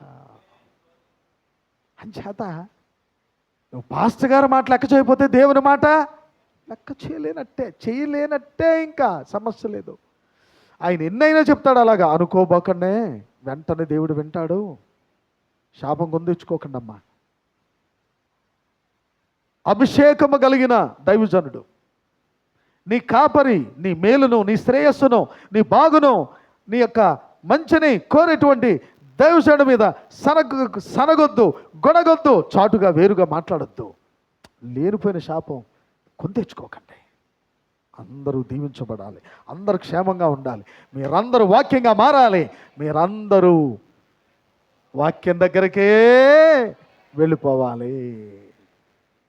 అంచేత ఆయనకు సాగుద్ది, తప్పు అలా కూడా మాట్లాడకండి. పోనీ మీ పక్కనున్న సహోదరి సిద్ధపడిపోయింది, అమ్మాయి అయిపోయిందా వెళ్ళిపోదామా, నీకేం పని ఉందే అంటే, నీకుంద పని 9 గంటలకు బ్రష్ చేస్తావు, 8 గంటలకు స్నానం చేస్తావు, నీకుంద పని. అరే కాలనీలోకి వెళ్తాను, అప్పుడు చేస్తూ ఉంటారు కొంతమంది, అప్పుడు అంట్లు తోగుతూ ఉంటారు, అసలు ఎప్పుడు ఏ పని చేయాలో కూడా తెలదు కొంతమందికి. అరే ఎందుకు అలా చేస్తున్నారు మీరు? స్త్రీ ఎల్లప్పుడూ జ్ఞానవంతురాలుగా ఉండాలి, చురుకైనదిగా ఉండాలి, తన ఇంటిని చక్కబెట్టుకునేదిగా ఉండాలి, తన ఇంటి వారి కోసం ఎప్పుడు ప్రార్థన చేయాలి. మరి వేకువనే లేవాలి. స్త్రీ మాట్లాడతలేదు, ఆమెను రావట్లేదు పైకి. వేకువనే లేవాలి ప్రతి స్త్రీ. చీకటి ఉండగానే లేచిపోవాలి. 5 గంటలకే లేచిపోతామండి.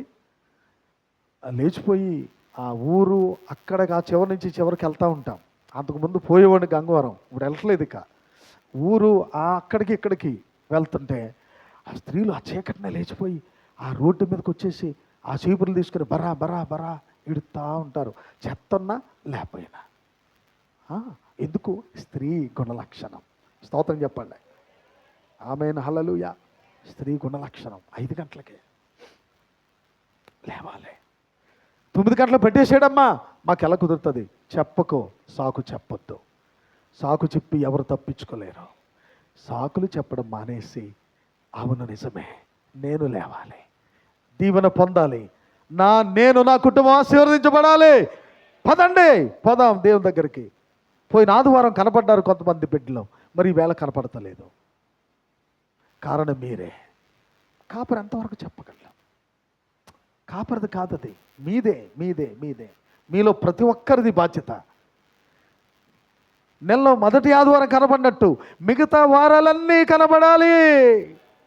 దానికి బాధ్యత మీరే. మీ భర్తలైనా, మీ పిల్లలైనా, కొడుకులైనా, కూతుళ్ళైనా, అల్లుళ్ళైనా, ఎవరైనా సరే మీదే బాధ్యత. వారిని ఎలాగైనా ప్రార్థించాలి, ప్రేరేపించాలి. అవసరమైతే వారి కోసం తిట్లు తినండి, తప్పే ఉంది. తిట్లు తినండి, దూషించబడండి, తప్పే ఉంది. ఎందుకంటే ఈ దేవుని కొరకు జీవించిన వారిలో కథానాయకులైనందరూ వారు కూడా మనుషుల చేత విసర్జించబడ్డారు, ద్వేషించబడ్డారు. మోషే వద్దు బాబోయ్ ఈ పని అన్నాడు, కానీ దేవుడు అంటాడు నువ్వే కావాలి, నా పనికి నువ్వే కావాలి. నిజంగా దేవుడు ఆయన నోటికి బోరగా దేవుడు శక్తినిచ్చాడా? మాట్లాడతలేదు. కృపనిచ్చాడా? అందుకే అన్నాడు నీ అన్నకే నువ్వు దేవుడుగా ఉంటావు అన్నాడు. నీ అన్నకే దేవుడిగా ఉంటావు అన్నాడు. అంతే. అంటే ఇప్పుడు అన్న కూడా, అక్క కూడా, అందరూ కూడా అతన్ని ఒక దేవుని స్థానంలో చూడాలి. ప్రతినిధి. హల్లెలూయా.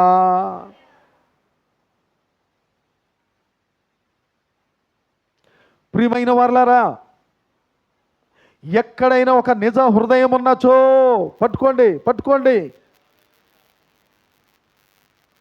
ఎక్కడైనా, ఏ ఇంటిలోనైనా, ఏ చిన్న పూరి గుడిసె, అది గొప్ప ఇల్లు కావచ్చు, పూరి గుడిసె కావచ్చు, దేవునికి ఇల్లు కాదండి, నువ్వు కట్టుకునే వస్త్రం విలువ కాదండి దేవుడికి కావలసింది.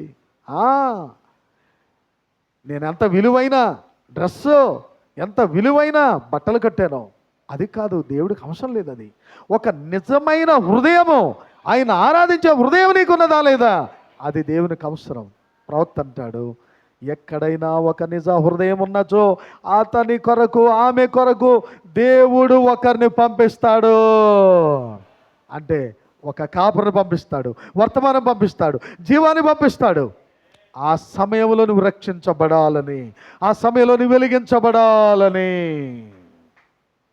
ఒక దినమందు ఏలియా ప్రవక్త మాట్లాడుతూ అన్నాడు, వెళ్ళండి, మైదానంలో పడి వెళ్ళండి, లోతుగా త్రవ్వండి, లోతుగా త్రవ్వండి. అన్నాడు. ఎందుకంటే వారు నీళ్లు లేవని ఇబ్బంది పడుతున్నారు. యెహోషాపాతు కాలంలో నీళ్లు లేవని ఇబ్బంది పడుతుంటే ప్రజలు వెళ్ళి అక్కడక్కడక్కడక్కడ పైన తవ్వేస్తున్నారు. పైన కొంతమంది పైన భక్తి చేయడానికే చూస్తారు. పైన భక్తి, పైన ప్రార్థన, పైన పొడి ప్రార్థనలు, పొడి మాటలు. అలాగే ప్రేమ కూడా అలాగే ఉంటుంది. ప్రేమించడం, దయ చూపించడాలో, ఆరాధనకు వచ్చి ఎంతో భక్తి ప్రార్థనలు ఉన్నట్టు కనుపరుచుకోవడాలు, ఇవన్నీ పై తవ్వుకుంటూ పోతున్నారు అన్నమాట. పైన వద్దు.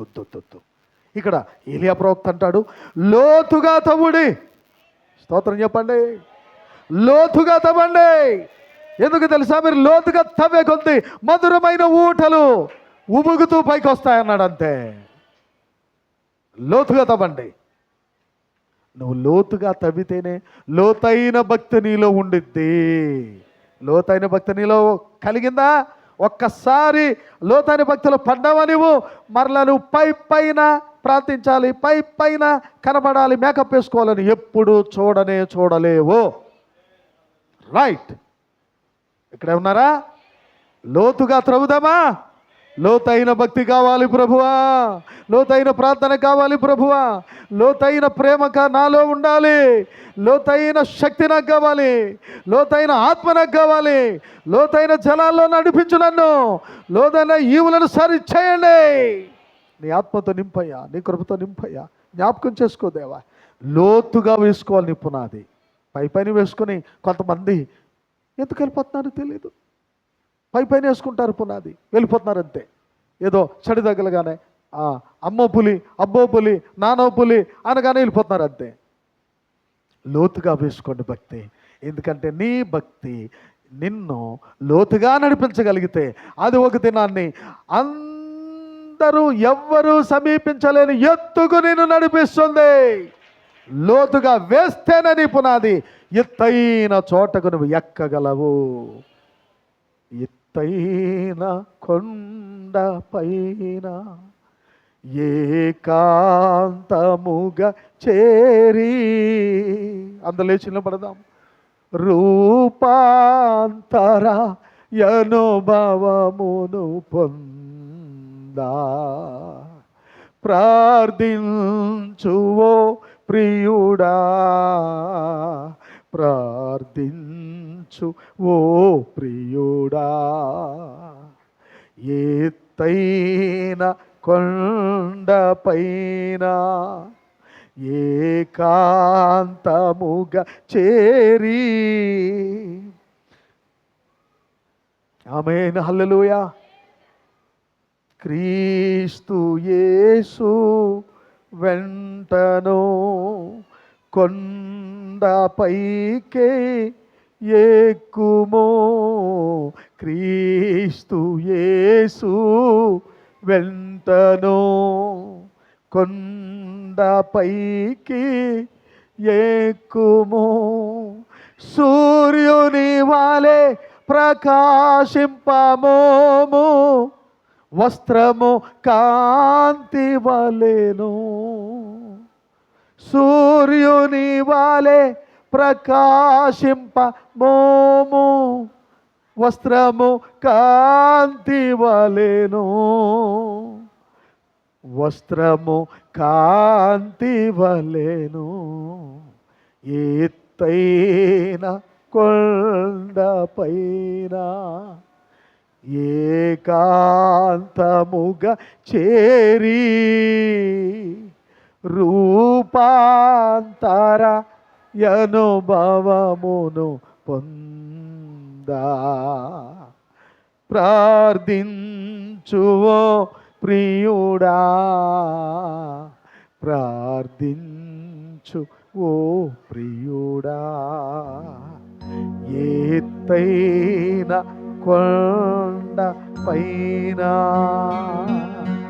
పరిశుద్ధ సన్నిధిలో ప్రభువుతో మాట్లాడుమో. పరిశుద్ధ సన్నిధిలో ప్రభువుతో మాట్లాడుము.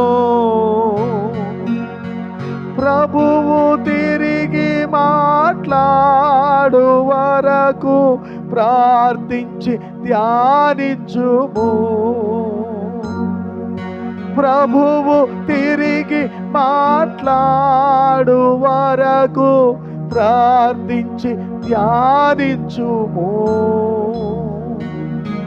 ప్రార్థించి ధ్యానించుము. ఎత్తైన పాడదామా? ఏకాంతముగా చేరి రూపాంతర అనుభవమును పొందా ప్రార్థించువో ప్రియుడా, ప్రార్థించువో ప్రియుడా. ఎత్తైన కొండపైన, ప్రియ సోదరులారా, ఎత్తైన కొండ శిఖరపు అనుభవం నీకు కావాలి. ఏలియాకు ప్రార్థించాలి. ప్రార్థించండి. మీరు ప్రార్థిస్తూ ఉండగానే దేవుని అభిషేకము మన మీదకు దిగి రావాలి. మోషే కొండ మీద ప్రార్థించే అనుభవం, హనోకు కొండ మీదకు పోయి ప్రార్థించే అనుభవం, నోవహు కొండ పైకి పోయి ప్రార్థించే అనుభవం, ఏలియా కొండ మీద ప్రార్థించే అనుభవం, ఎలీషా అదే చేస్తున్నాడు. ప్రవక్తలందరూ ఏకాంతముగా పర్వతాల మీదకి, ఎత్తైన గుట్టల మీదకి, కొండల మీదకి వెళ్ళి ప్రార్థిస్తున్నారు. కొత్త నిబంధనలో ప్రభు వారిని కూడా చూడు, ప్రతి దినము అలవాటుగా వాడుకగా ఒలీవ కొండ మీదకి ఎక్కి ప్రార్థిస్తున్నాడు. నా సహోదరుడా, నా సహోదరి, నీకు దగ్గరలో ఎత్తైన కొండ లేకపోవచ్చు, ఎత్తైన బండ లేకపోవచ్చు. నీ ఇంటిలోనే ప్రార్థన బలిపీఠం కట్టు. కూలిపోయిన బలిపీఠం తిరిగి కట్టుకో సోదరి. పడిపోయిన బలిపీఠం తిరిగి కట్టు సోదరుడా. ఎందుకంటే నువ్వు ప్రార్థిస్తే నీ ముఖము ప్రకాశిస్తుంది. నీవెప్పుడు బలహీనుడవో అప్పుడే బలవంతుడు అవుతావు. నీవెప్పుడు బలహీనురాలువో అప్పుడే పరిపూర్ణమైన శక్తి నీకు వస్తుంది. నీ సమస్యలని ప్రభు ముందు పెట్టు, నీ శోధనలని ప్రభు ముందు పెట్టు.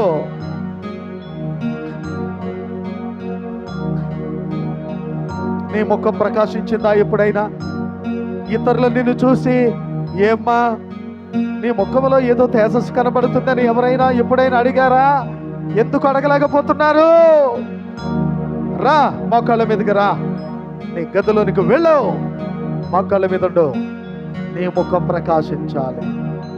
సోదరుడా, నీ ప్రార్థనే, సోదరుడా, నీ ప్రార్థనే నీ ముఖం ప్రకాశించినట్టు చేయగలుగుతుంది. మోషే ముఖం ప్రకాశించింది, ఏలియా, ఎలీషా ప్రవక్తల ముఖాలు ప్రకాశిస్తూ వచ్చాయి. స్తెఫను తట్టు అందరూ తేరు చూడగా దేవదూత ముఖమలి కనిపించాడు. ఎందుకు తెలుసా? అతడు బలమైన గొప్ప ప్రార్థనాపరుడు.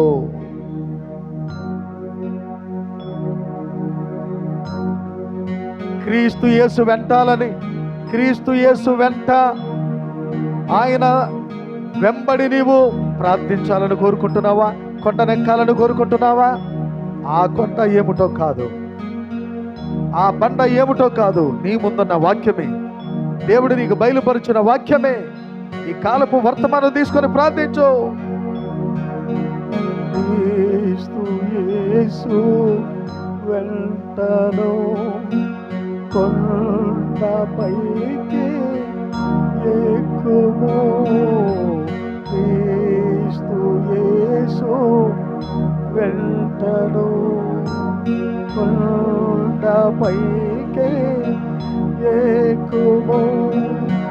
సూర్యుని వలె ప్రకాశింపబోము వస్త్రము కాంతి వలెను. సూర్యుని వలె ప్రకాశింపబోము వస్త్రము కాంతి వలెను. వస్త్రము కాంతి వలెను. ఎత్తైన కొండపై. సోదరి, క్రీస్తు యేసుతో నువ్వు ప్రార్థన కొరకు కొండ ఎక్కాలి. నీ ముఖం ప్రకాశించాలంటే, నీ ముఖము తేజరిల్లాలంటే, నీ సమస్యలకు సమాధానము దొరకాలంటే నీ ఇంటిలోనే నీ బలిపీఠం, ప్రార్థన బలిపీఠం కట్టుకో. ప్రతిదినం ప్రార్థించు, ప్రతిదినం ప్రభుని వేడుకో, ప్రతిదినం ఆయనతో సహవాసం చేయండి, ప్రతిదినం ఆయనతో సహవాసం చేయండి. నీ ముఖము, ఎందుకంటే రూపాంతరము కొండ మీద క్రీస్తు యేసు ముఖం ప్రకాశించింది. ఏలియా దిగవచ్చాడు, మోషే దిగొచ్చాడు. ఎందుకు? ఆయన రూపాంతరపరచబడ్డాడు. నా సహోదరుడా, నా సహోదరి, నీవు రూపాంతరపరచబడాలి. లోతుగా తవ్వండి, లోతుగా వేయండి మీ పునాది. పైన వేయకండి, జారిపోతారు, పడిపోతారు. జారిపోయేవారుగా, పడిపోయేవారుగా ఎంతకాలం ఉంటారు? అందుకే లోతుగా తవ్వండి, లోతైన భక్తి వేయండి, లోతైన ప్రార్థన చేయండి, లోతైన విశ్వాసం కలిగి ఉండండి. పరిశుద్ధ సన్నిధిలో ప్రభువుతో మాట్లాడుమో. పాడతారా? నాతో పాడాలనుకుంటే నా వెంబడి రండి, లేకపోతే మీ మట్టుకు మీరు ప్రార్థన చేయొచ్చు. పరిశుద్ధ సన్నిధిలో ప్రభువుతో మాట్లాడుమో. ప్రభువు తిరిగి మాట్లాడు వరకు ప్రార్థించి ధ్యానించుము. ప్రభువు, పడదామా? ప్రభువు తిరిగి మాట్లాడు వరకు ప్రార్థించి ధ్యానించుము. ప్రార్థించి ధ్యానించుము. ఎత్తైన కొండపైన ఏకాంతముగా చేరి రూపాంతర అనుభవమును పొందా. ప్రార్థించువో ప్రియుడా, ప్రార్థించువో యువతి. ఎత్తైన కొండపైన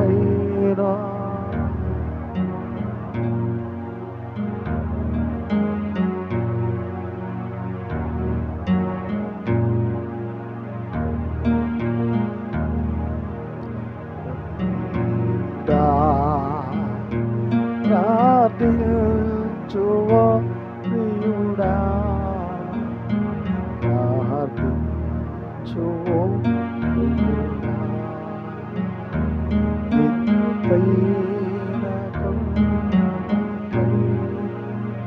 ప్రియ సహోదరి, ప్రియ సహోదరుడా, ఈ అనుభవం నీకుందా? ఈ అనుభవం నీకుందా? డ్యూటీ చేసుకో, మంచిదే. జాబ్లో ఉన్నావు, మంచిదే. వ్యాపారం చేసుకో, మంచిదే. పని చేసుకో. నీ కోసం నువ్వు కష్టపడతావు, నీ కుటుంబం కోసం నువ్వు కష్టపడతావు. దేవుని కోసం కష్టపడేది ఏమీ లేదు కదా. నీ కోసం, నీ కుటుంబం కోసమే కష్టపడతావు. దేవుని కోసం కష్టపడేది ఏముంది ఇందులో? నీవు దేవుని కొరకు త్యాగం చేస్తేనే, నువ్వు ప్రార్థన చేయగలిగితేనే నీ ముఖము ప్రకాశిస్తుంది, అభిషేకం దిగొస్తుంది, ఆత్మ దిగొస్తుంది. ఓ, నీ వాక్యంగా మార్చబడతావు.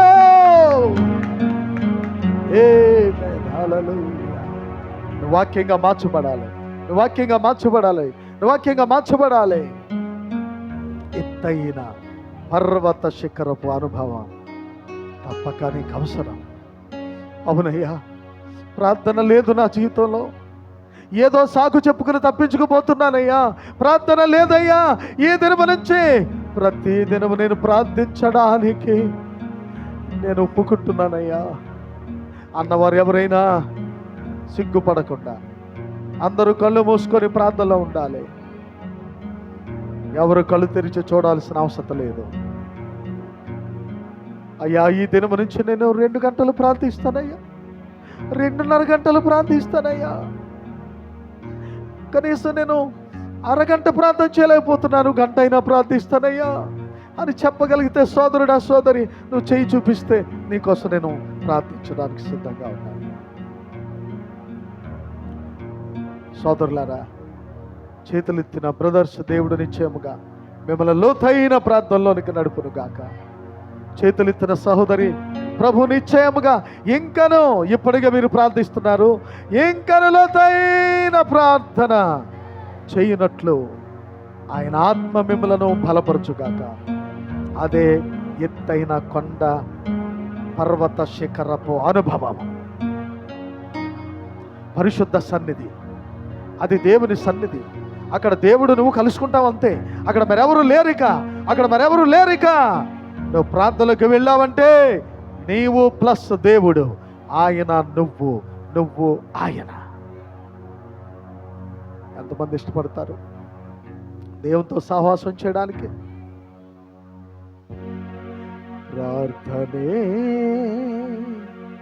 ప్రార్థనే పరిస్థితులను మార్చును. కన్నీటితో హృదయపూర్వకంగా పాడదాం. ఎందుకంటే అంత ప్రార్థన లేదు మనకి. ప్రార్థనలో చచ్చిపోయాం, ప్రార్థనలో నీరసపడిపోయాం, తప్పించుకు తిరుగుతున్నాం. ప్రార్థన చేయాలని తెలుసు, అయినా ప్రార్థన చేయట్లేదు. సంగమా, నువ్వు ప్రార్థించాలని ప్రభు ఆశపడుతున్నాడు. ప్రార్థనే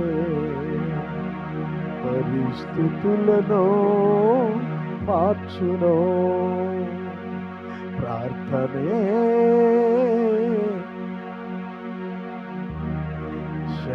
శక్తివంతమైన ఆయుధం. కేవలం నమ్మము, సమస్తము సాధ్యమే. నిజమేనా? కేవలం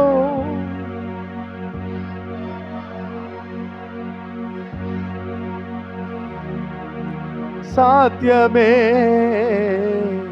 ప్రార్థనే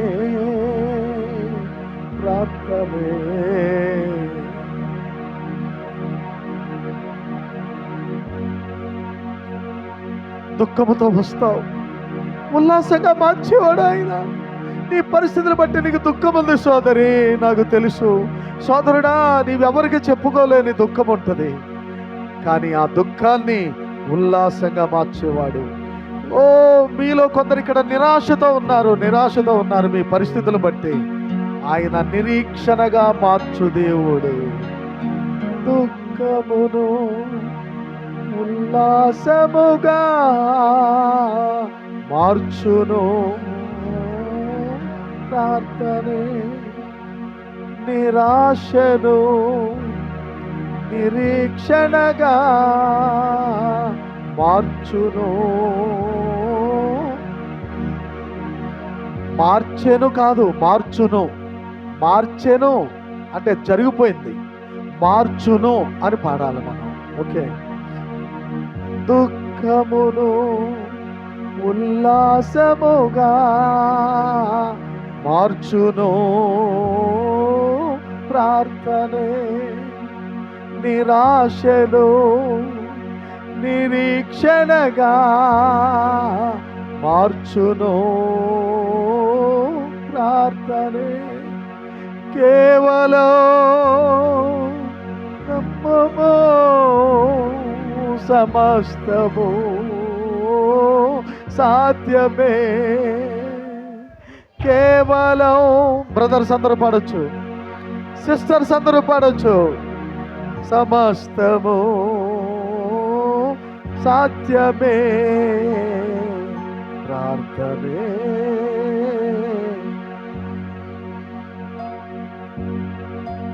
స్థితులను మార్చును, పాపిని పరిశుద్ధునిగా మార్చును. ప్రార్థనే వ్యక్తిని దైవ శక్తిగా మార్చును. ప్రియులారా, ఎంత వాక్యం వింటున్నా, ఎంతగా దేవుని కొరకు నువ్వు పరుగులు పెడుతున్నా, ఇంకా నీలో పాపం కనపడుతూ ఉంది. ఆ పాపాన్ని విడిచిపెట్టాలనే నువ్వు ప్రార్థన చేయాలి. ఆ పాపాన్ని జయించిన కొరకు నువ్వు ప్రార్థన చేయాలి. ఈ లోకాశలు జయించిన కొరకు నువ్వు ప్రార్థించాలి. ఎందుకంటే పాపిని పరిశుద్ధునిగా మార్చేది ప్రార్థనే. సోదరుడా, నువ్వు జయించలేకపోతున్నావయ్యా. సహోదరి, నువ్వు జయించలేకపోతున్నావు. ఇంకా ఎందుకమ్మా పాపటాశలు, పాపపు చూపులు, పాపపు కోరికలు ఎందుకయ్యా? ఎందుకమ్మా ఈ శరీరాన్ని ఎందుకు పాపానికి ఉపయోగిస్తావు? అయ్యో, నీకు చింత లేదా? నీకు వేదన లేదా? పాపిని పరిశుద్ధునిగా మార్చేది కేవలం నీ ప్రార్థన జీవితం. నీకు ప్రార్థన లేదమ్మా, నీకు ప్రార్థన లేదయ్యా. అందుకే నువ్వు పాపాన్ని జయించలేకపోతున్నావు. పాప భాషలు, పాప చూపులు, నీ చూపులు మారలేదు, నీ ఆలోచనలు మారలేదు, నీ తలంపులు మారలేదు ఇంకా. కానీ నిన్ను మార్చడానికే ఇదిగో పరలోకము నుంచి దైవ శక్తి దిగొచ్చింది. ఆ దైవ శక్తిని పొందాలి. పాపిని పరిశుద్ధునిగా మార్చును. ప్రార్థనే వ్యక్తిని దైవ శక్తిగా మార్చును. ప్రార్థనే కేవలం నమ్మము, సమస్తము సాధ్యమే. ఇప్పుడే నమ్మో, సాధ్యము నీకు. ఇప్పుడే నమ్మో, నీలో నుంచి పాపపు ఆశలు తొలగిపోవాలని, పాపపు చూపులు తొలగిపోవాలని, పాపపు కోరికలన్నీ నీలో నశించాలని ఇప్పుడే నమ్మ. వెళ్ళు, నిన్ను దైవ శక్తిగా మార్చబోతున్నాడు. అసాధ్యములు సుసాధ్యముగా మార్చును. ప్రార్థనే విన్న వాక్యమును ఆత్మకు శక్తిగా మార్చును.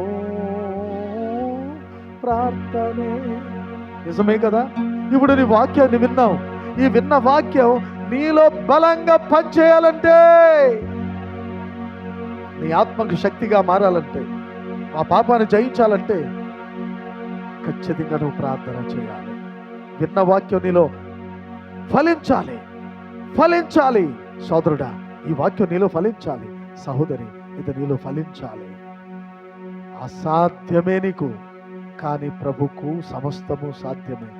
ఎప్పుడు సాధ్యము చేయగలవు? నీకెప్పుడు సాధ్యమవుతుంది? కేవలము ఆయన నీలో నుండి పాపపు కోరికలు, ఆశలు, వాంఛలు అన్నీ తొలగించగలడు. ఇప్పుడే నమ్మండి. నువ్వు లేవగలవు. ప్రతిరోజు 4 గంటలకి లేవగలవు. ప్రతిరోజు 5 గంటలు, కనీసం 5 గంటలు, కనీసం 5 గంటలు. ఎందుకు చెప్తున్నాను వినండి. కనీసం 5 గంటలకు నువ్వు లేవాలి. కనీసం అంటే 3కు లేచేవారు ఉన్నారు, 4కు లేచేవారు ఉన్నారు, దేవుని ఎదుట మోకాళ్ళ మీద నిలబడి ప్రార్థించేవారు ఉన్నారు ఇక్కడ. అయితే నీకు చెప్తున్నా, కనీసం 5 గంటలకైనా గడియారం పెట్టుకో. లే, నీ దేవుని ఎదుట నీళ్లు కుమ్మరించినట్టు నీ హృదయాన్ని కుమ్మరించు. రేయి మొదటి జామంటే అదే. నీళ్లు కుమ్మరించిన నీ హృదయాన్ని కుమ్మరించు. విన్న వాక్యము అంత బూడిదలో పోసిన పన్నీర్ అయిపోతుంది నీ జీవితంలో. అలా జరగకుండా ఉండాలంటే నీ ఆత్మ బలపడాలి, శక్తివంతంగా తయారు కావాలంటే తప్పక నువ్వు ప్రార్థించాలి. సోదరి, నువ్వు ప్రార్థించాలి సోదరుడా. ప్రార్థన సమస్త కీడులను జయిస్తుంది, మేలుగా మారుస్తుంది. చీకటి జయించబడుతుంది, వెలుగుతో నువ్వు నడిపించబడతావు. ఎంతమంది ఇష్టపడుతున్నారు? ఎంతమంది ఆమె చెప్పగలరు? పరమ తండ్రి, పరిశుద్ధుడా, జీవాధిపతి, నేను స్తుతిస్తున్నాం, నేను ఆరాధిస్తున్నాం, నేను గర్వపరుస్తున్నాం. ఈ ఉదయకాలం నువ్వు మాతో ఉన్నందుకు స్తోత్రం, మాతో మాట్లాడినందుకు స్తోత్రములు, మమ్మల్ని వెలిగించినందుకు స్తోత్రములు, మమ్మల్ని దర్శించినందుకు స్తోత్రములు. పరిపూర్ణమైన బలహీనత ద్వారా పరిపూర్ణ బలాన్ని చేకూర్చువాడా నాయనా, మేము నీ బిడ్డలుగా జీవిస్తామని, తగ్గింపులో ఉంటామని, విధేయతలో ఉంటామని, వర్ధిల్లిపోతామని, ఆశీర్వదించబడిపోతామని అపవాది ఏదో రీతిగా మమ్మల్ని ఆటంకపరుస్తుందయ్యా. ప్రతి ఒక్కరిని వెంటాడుతుందయ్యా. అది ఆ అపవాదిని జయించడానికి వాడి యొక్క ఆలోచనలు చెడగొట్టబడాలంటే కేవలం నీ బిడ్డలు ప్రార్థిస్తే చాలు, ప్రార్థిస్తే చాలు. ప్రార్థన పరలేపుకోండి, విజ్ఞాపన పరలేపుకోండి, రోధించే స్త్రీలను తీసుకురండి. దేవా, ఎప్పుడు మేము బలహీనులమో అప్పుడే బలవంతులమని నీ వాక్యం మాతో మాట్లాడుతూ ఉంది తండ్రి. సేవకుడి మీద కానీ ప్రవక్త మీద కానీ ఎప్పుడు ఎవరు నిట్టూర్పుగా మాట్లాడకుండా తమ్ము తాము చూచుకుందరుగాక. ఏది విరోధంగా మాట్లాడినా ప్రభా, నువ్వు పట్టించుకునే దేవుడిగా ఉన్నావు దేవా. అలాగున మాలో ఎవ్వరూ మాట్లాడకుండా మమ్మల్ని మేమే సరి చేసుకుందాము గాక, మా హృదయాలు మేము స్థిరపరచుకుందాము గాక. లోతుగా త్రవుడి మధురమైన జలాలు, మధురమైన ఊటలు మీరు పొందాలంటే లోతుగా త్రవుడని ప్రవక్త మాట్లాడుతున్నాడు. అవును ప్రభువా, లోతైన ప్రార్థన మాకు నేర్పించండి. ప్రతి సహోదరికి ఇవ్వండి, ప్రతి సోదరుడికి ఇవ్వండి. లోతైన ప్రార్థన, లోతైన ప్రార్థన బ్రదర్స్కి, సిస్టర్స్కి అందరికీ ఇచ్చదువు గాక. పడిపోయిన బలిపీఠాలు తిరిగి కట్టుకుందరు గాక, కూలిపోయిన బలిపీఠాలు తిరిగి సరి చేసుకుందరు గాక. ఎత్తైన పర్వత అనుభవము నీ బిడలందరూ కలిగి ఉందరు గాక. తప్పక కార్యించే నాయన. ఏదో ఒకటి దినాన్ని మేము కూడా పట్టుకుని పోదుము గాక. నీవు దేవుని చేతిలో ఉన్నంత వరకు ఏదో నువ్వు కలుగున్నట్టే అన్నాడు ప్రవక్త. ఒక తల్లి, ఒక తండ్రి, ఒక స్నేహితుడు మాతో ఇలా చెప్పాల్సి ఉంది. నీవు నన్ను దేవుని దగ్గరికి నడిపించావు, నిజమైన వర్తమాన దగ్గర నడిపించావు నన్ను, నీవు దీవించబడుగాక అని మాలో ప్రతి ఒక్కరూ చెప్పుదురుగాక. ఈ దినమందు కూడి వచ్చిన బిడ్డలందరినీ దీవించండి.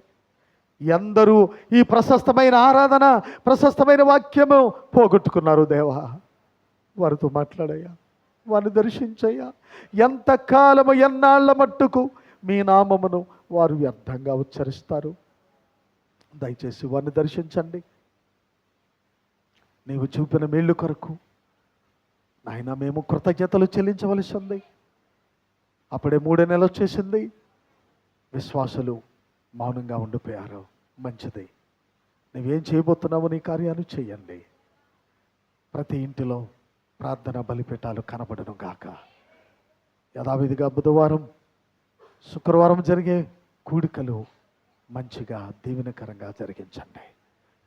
తిరిగి వెళ్ళుచున్న బిడ్డలతో నీ ఆత్మనుంచండి. ప్రార్థన ఆత్మతో వారు బుధవారం తిరుగుతురుగాక. 10 రూపాయలు మీకు ఖర్చు పెడితే, ఒక 20 రూపాయలు మీరు మీకోసం ఖర్చు పెడితే 200 ఇస్తావు నాయన. 200 ఖర్చు పెడితే 2000 రూపాయలు ఇస్తావు నాయన నువ్వు. కనుక బిడ్డలు చేతకాని భక్తి చేయకుండా దేవా బలమైన లోతైన భక్తి చేయుటకు నీ బిడ్డల బురుకల్పండి. తిరిగి వెళ్ళుచున్న బిడ్డలతో నీ సమాధానం ఉండుగాక. వారి వాహనాలపై నువ్వు తోడుగా, దూతలను తోడుగా ఉంచదువుగాక. కనికరించి కార్యం చేయండి. గొప్ప దేవునికి రుజువు పొందండి. యేసుక్రీస్తు నామములో ఈ ప్రార్థన అడుగుచున్నాను. ప్రభువైన ఆయన కృప, ఆయన సన్నిధి పరిశుద్ధులకు తోడై ఉండును గాక. God bless you. అందరికి వందనాలు. ఎవరైనా ప్రార్థన కావాల్సినట్లయితే ముందుకు రావచ్చును.